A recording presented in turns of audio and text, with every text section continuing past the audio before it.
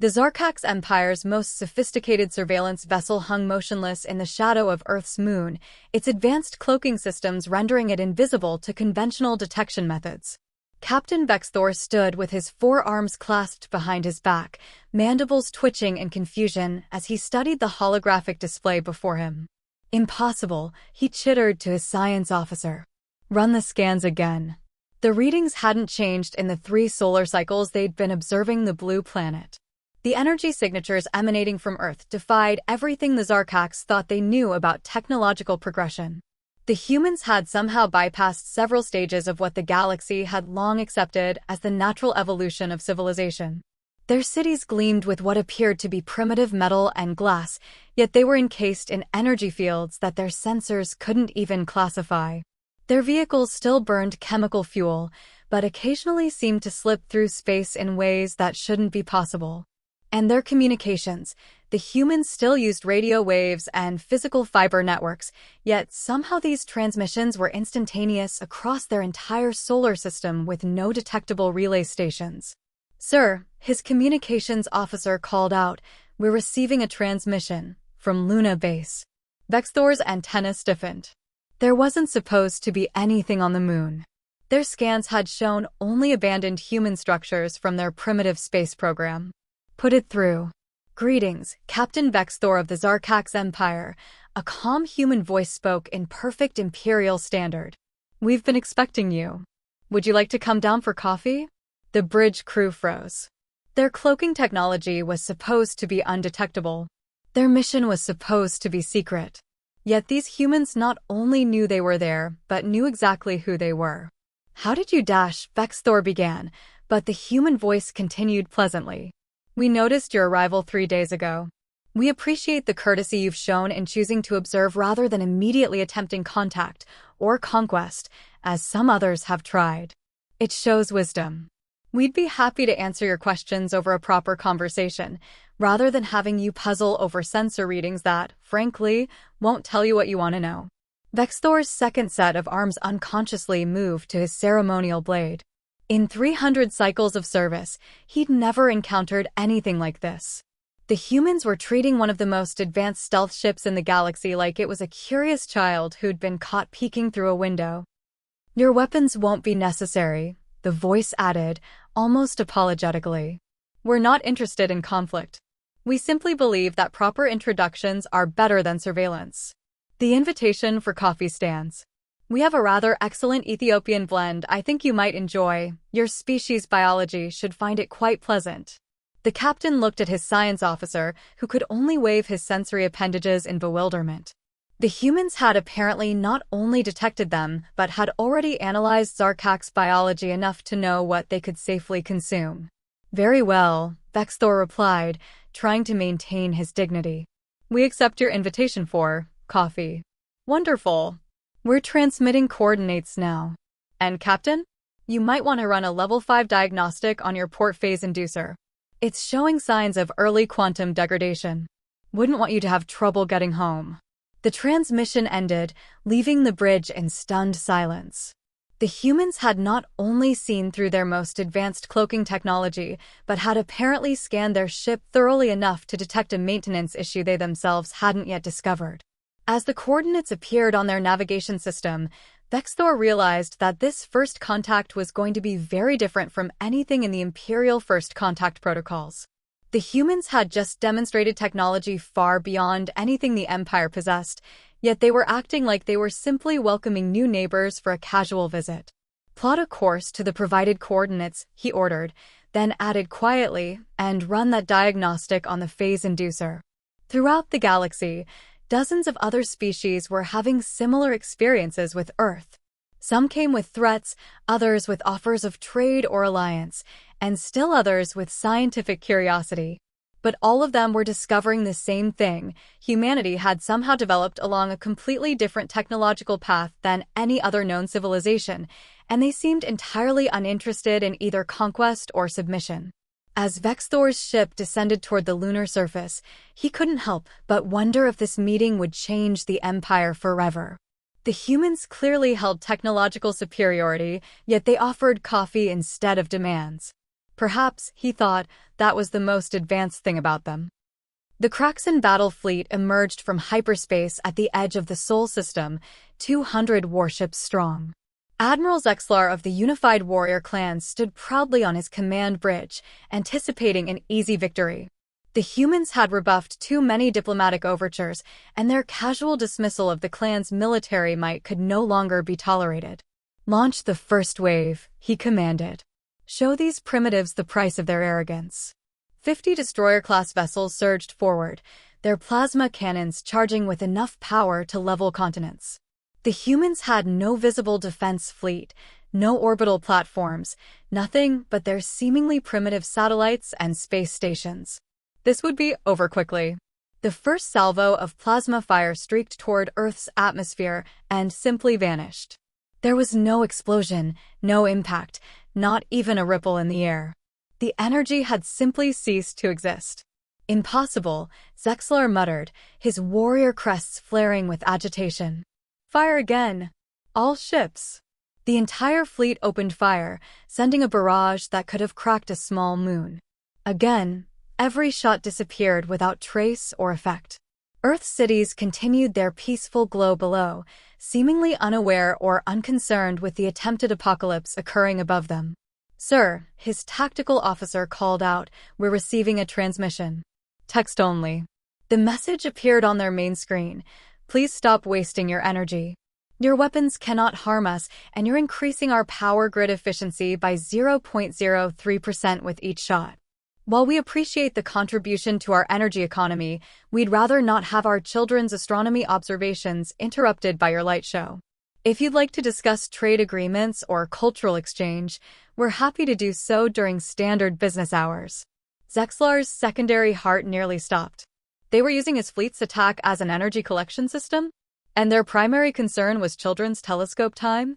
Before he could respond, a small object appeared next to his flagship. It wasn't there one moment and simply existed the next. No hyperspace signature, no propulsion wake, nothing. Scans showed it was a simple metal cube, roughly 1 meter on each side, with writing etched into its surface in perfect clan script. "If you're wondering about our defensive capabilities, this cube contains a detailed analysis of your fleet's technical specifications, including 73 critical vulnerabilities in your shield harmonics, 42 design flaws in your weapon systems, and one rather concerning issue with your life support filtration that you might want to address soon. We've taken the liberty of uploading this safety-critical data to your medical computers. The rest is available upon request, assuming peaceful intentions." The cube then vanished as inexplicably as it had appeared, leaving behind only a small paper card that floated past the bridge viewport. A crew member tractored it in. Written on it was a simple web address and the words "Human Engineering Consulting Services, Competitive Rates, Peaceful Applications Only." Throughout the fleet, ships began reporting that their life support systems were suddenly operating at 200% efficiency, apparently correcting an error that had plagued clan vessel design for generations. They hadn't even noticed the humans making the changes. "Orders, Admiral?" his second-in-command asked nervously. Zexlar stared at the peaceful planet below, finally understanding why so many other species had returned from Earth with their worldview shattered. The humans weren't just technologically superior, they operated on a completely different paradigm of warfare and diplomacy. They didn't need to fight because combat itself was obsolete to them. Their defense wasn't in weapons or shields, but in such a complete mastery of physical laws that attacks simply became irrelevant. "Stand down all weapons," he ordered. And, "Someone find out when their business hours are." As the Kraxan fleet retreated in carefully ordered confusion, Earth's children continued their telescope observations, occasionally noting the pretty lights in the sky that meant another civilization was learning humanity's most important lesson. True power lies not in the ability to destroy, but in the choice to simply render destruction impossible. In the decades that followed, the cube became a legend in clan space, not for the technical data it contained, but for the message it represented. The humans could have easily destroyed their fleet. Instead, they offered engineering consultation services. It was perhaps the most elegant demonstration of technological and cultural superiority the galaxy had ever seen. Professor Sarah Chin stood before the assembled Galactic Science Council, a diverse gathering of the most brilliant minds from 300 species. The ancient chamber on Centauri Prime had never hosted a human speaker before, but after the events of the past year, they could no longer ignore humanity's unprecedented technological achievements. The holographic display behind her showed a simple double-slit experiment, the most basic demonstration of quantum mechanics. But what happened next made every scientist in the room lean forward in their seats. 200 years ago, Sarah began, humanity made what we thought was a mistake. When observing quantum phenomena, we discovered something that didn't fit any of our theories. Instead of particles behaving as either waves or particles depending on observation, we found a third state. At first, we thought our equipment was malfunctioning. She gestured, and the hologram showed the classical interference pattern that all species had discovered in their scientific journey. Then it shifted, showing something entirely different, a pattern that made several of the alien scientists gasp audibly. We called it the quantum echo, Sarah continued. While every other species built their quantum technology around avoiding observer effects, we discovered that consciousness itself was part of the quantum equation. We weren't just observing quantum states, we were participating in them. The DX Thrax chief scientist, a being of pure energy contained in a crystalline matrix, pulsed with excitement. Impossible! The consciousness quantum interaction was disproven by the unified theory that every other species discovered. Yes, Sarah interrupted gently. You see, we took a wrong turn early in our development. Or what seemed like a wrong turn. While everyone else mastered quantum manipulation through isolation and containment, we stumbled into quantum integration. Our consciousness doesn't collapse quantum states, it expands them. She touched a small device on her wrist, and suddenly the entire chamber was filled with visible quantum probability clouds. The aliens could see, for the first time, the quantum layer that humans had learned to perceive naturally. Their technologies, their ships, even their own bodies existed in multiple states simultaneously. This is how we see reality, Sarah explained. Not as fixed points in space-time, but as fields of possibility. Our technology doesn't fight against quantum uncertainty, it embraces it. When your ships fire weapons at Earth, we don't block them. We simply shift the probability of their existence at their target point to zero. When we travel, we don't push through space. We adjust the probabilistic distribution of our location. A Meridian philosopher-scientist raised their sensory stock. But the energy requirements, the computational power needed, would be enormous using conventional quantum computers, Sarah nodded. But we don't use computers for this. We use minds. Every human child is born with the ability to intuitively understand quantum fields. What you see as advanced technology, we see as a natural extension of human consciousness. Our cities aren't protected by force fields. They're enveloped in fields of heightened probability for safety and stability. The chamber erupted in overlapping discussions as the implications became clear. Humanity hadn't just developed different technology, they had evolved along a completely different path of consciousness and reality perception. This is why we seem casual about our capabilities, Sarah continued once the chamber quieted. To us, it's as natural as breathing. We don't see ourselves as superior, we simply experience reality in a fundamentally different way. And now we're offering to teach you. The silence that followed was profound. The greatest scientific minds in the galaxy realized that everything they knew about physics, consciousness, and the nature of reality was about to change. But first, Sarah smiled, you'll need to understand why we insist on starting every diplomatic interaction with a shared meal, preferably with coffee. You see, the act of breaking bread together creates a quantum entanglement of consciousness that, well, perhaps we should demonstrate over lunch. As the council adjourned to the great dining hall, many members finally understood why humans had seemed so strange to them. Humanity hadn't ignored the conventional rules of technological development. They had simply been playing an entirely different game, one where the boundaries between mind, matter, and possibility had never existed in the first place. The Grand Chamber of the Galactic Council had never been so crowded. Representatives from over 1,000 civilizations filled the spiral tiers, their forms ranging from crystalline entities to plasma beings to various configurations of organic life. At the center of it all stood a single empty podium, waiting for the first human representative to address the full council. High Chancellor Kvax of the Unified Systems shuffled his ceremonial robes nervously. In 10,000 years of council history, no species had ever caused such controversy simply by existing. The data packets from the Science Council's meeting with Professor Chen had sparked a political crisis across known space. Order, Kvax called out, his translator converting his subsonic rumbles into standard frequencies. We must reach a decision before the human delegation arrives. The Meridian ambassador's light patterns flickered rapidly. What is there to decide? They've completely upended the galactic order. Every military advantage, every technological defense, every secret project becomes meaningless if humans can simply, probability shift them out of existence. Yet they haven't, countered the Zarkak's representative, his mandibles clicking thoughtfully.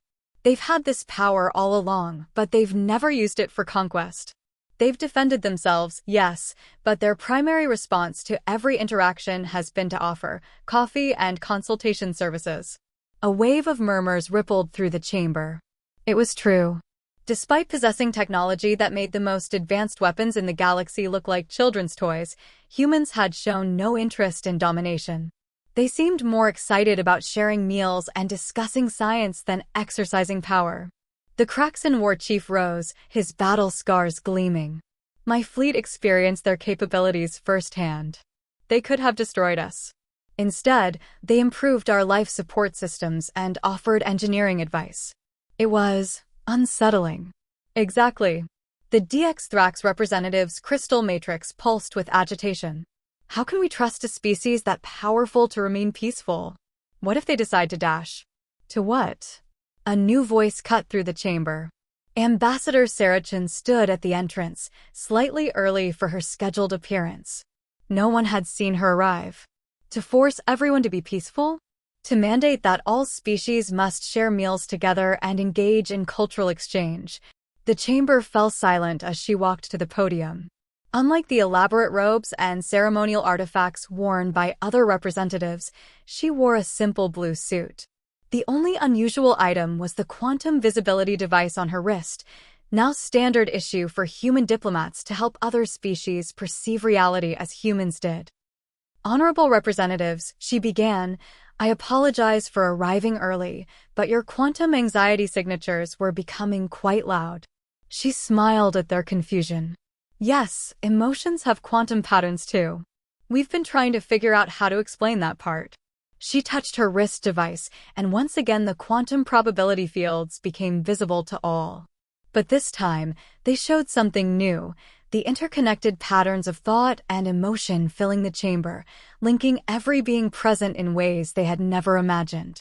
You're not just deciding whether to accept humanity into the Galactic Council, Sarah continued. You're deciding whether you're ready to understand what we learned centuries ago, that consciousness, reality, and possibility are all aspects of the same thing. We don't have superior technology. We simply stopped pretending that the observer and the observed are separate. The Meridian ambassador's patterns shifted to indicate confusion. But the power this gives you is the same power you all have, Sarah completed the thought. You just haven't realized it yet. Every species in this room has the potential to perceive and interact with reality as we do. It's not a human trait, it's a consciousness trait. We simply stumbled upon it first. She gestured, and the quantum field showed how each species' unique form of consciousness already influenced reality in subtle ways they had never noticed. The crystalline beings naturally organized quantum states. The plasma entities continuously shifted probabilities without realizing it. Even the most physically solid species showed quantum interactions with their environments. We're not here to join your council as a superior power, Sarah explained. We're here because we finally found a way to show you what you've been capable of all along. The question isn't whether you can trust us with our abilities. It's whether you're ready to discover your own. The chamber erupted in overlapping discussions, but with their quantum perception temporarily enhanced, the The representatives could see something they never had before, how their decisions and thoughts were already interlinked, already influencing the fabric of reality itself. High Chancellor Kvax raised his primary appendages for silence. Ambassador Chin, are you suggesting that humanity's application to join the Council is actually an invitation for the Council to join humanity? Sarah smiled. In a way. But perhaps we should discuss it over lunch? I brought coffee, and you wouldn't believe what happens to quantum fields during a good meal shared with friends. The first Galactic Academy of Quantum Consciousness sprawled across an entire moon of Jupiter, its crystalline domes gleaming under the gas giant's light.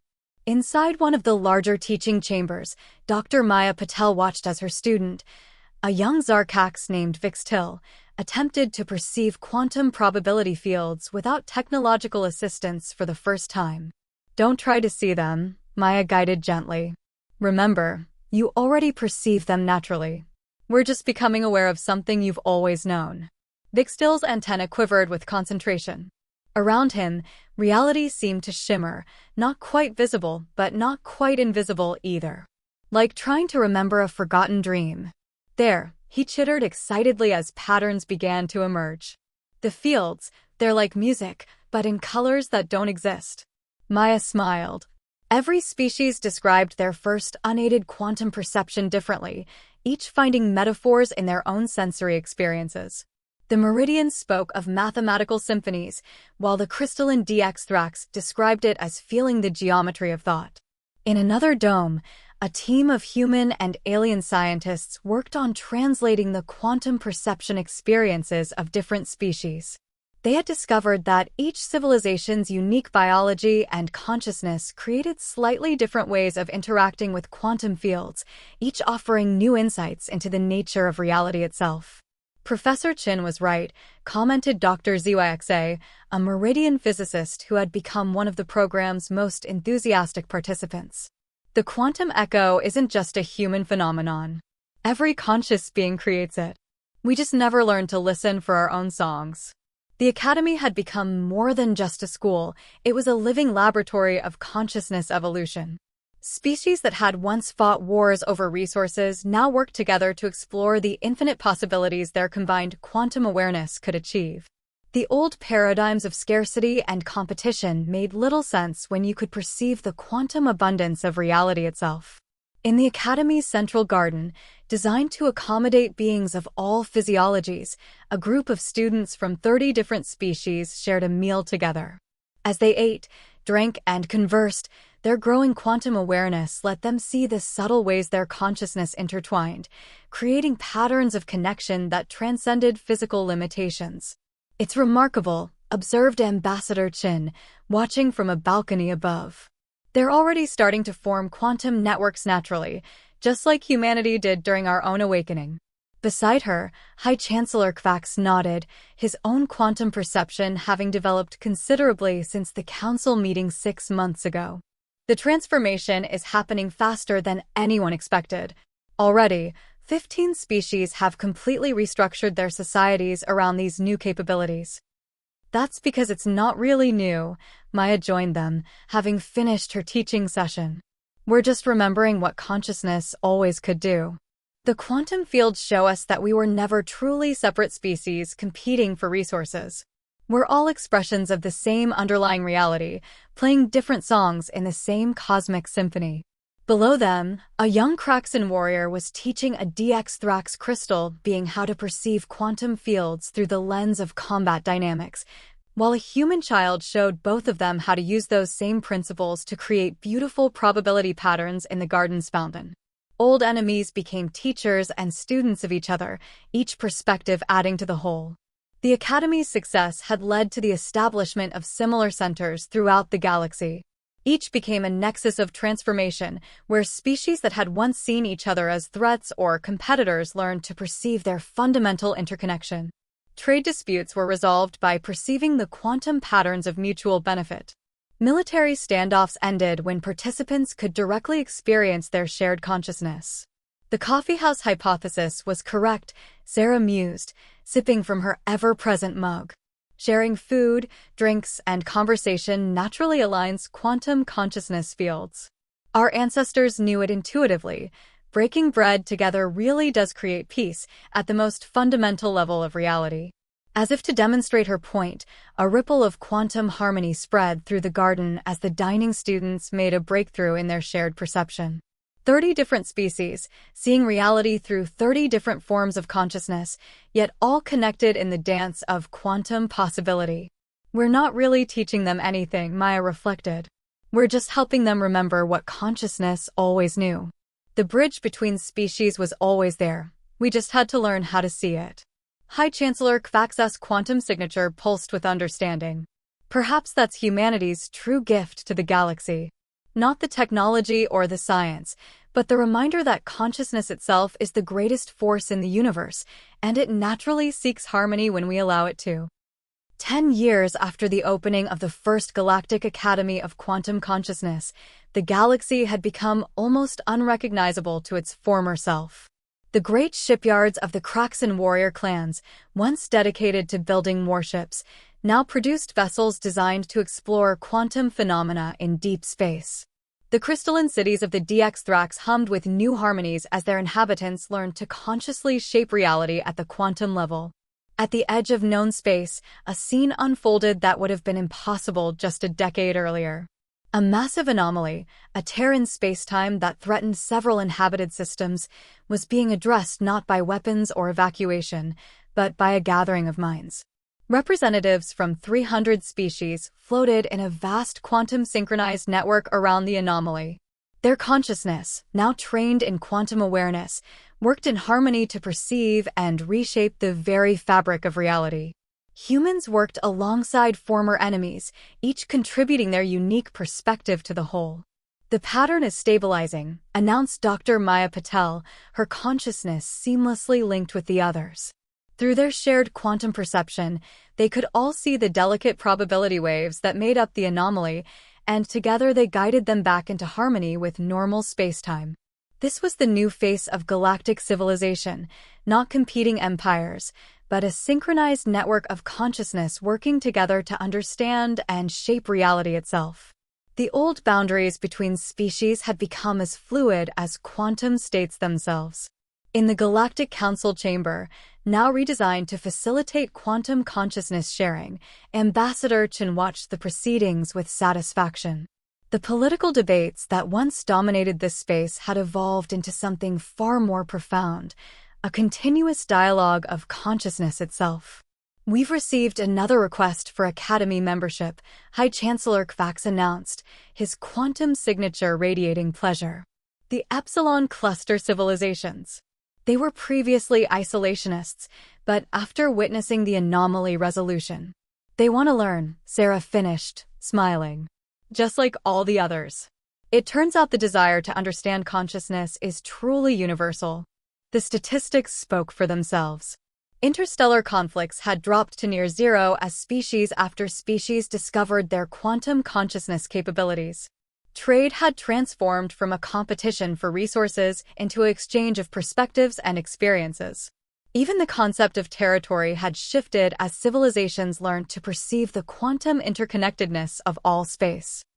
But perhaps the most profound change was in how species saw themselves. The old hierarchies of technological advancement had given way to an appreciation for the unique ways each species perceived and interacted with quantum reality. The Zarkax's collective consciousness proved invaluable in understanding quantum entanglement. The Meridian's light-based communication offered new insights into quantum information transfer. Every species brought something unique to the growing understanding of consciousness and reality. In orbit around Earth, the original surveillance ship of Captain Vexthor had been preserved as a museum. School groups from across the galaxy visited to see where it all began, the moment when humanity's casual relationship with quantum reality first confronted the conventional wisdom of galactic civilization. The funny thing is, Maya told a group of mixed-species students at the museum, we humans thought we were behind everyone else. We looked at our chemical rockets and radio waves and assumed we were primitives compared to the rest of the galaxy. We never realized that our mistake in quantum physics would change everything. One of the students, a young Kraxan, raised a limb. But why did humans decide to share this knowledge? With such power, you could have conquered the galaxy? Maya laughed. That's the final lesson that every species learns when they truly awaken to quantum consciousness. The very idea of conquest becomes meaningless when you can perceive the fundamental unity of all things. Power over others is an illusion when you can see the quantum threads that connect all consciousness.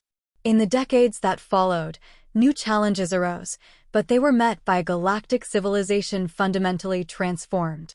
The old stories of human ignorance became teaching parables, reminders that what seems like technological superiority or inferiority means nothing compared to the power of consciousness itself.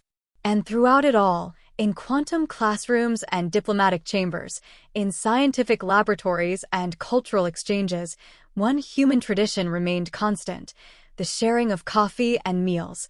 Those simple acts that helped beings remember their quantum connection to each other and to the universe itself.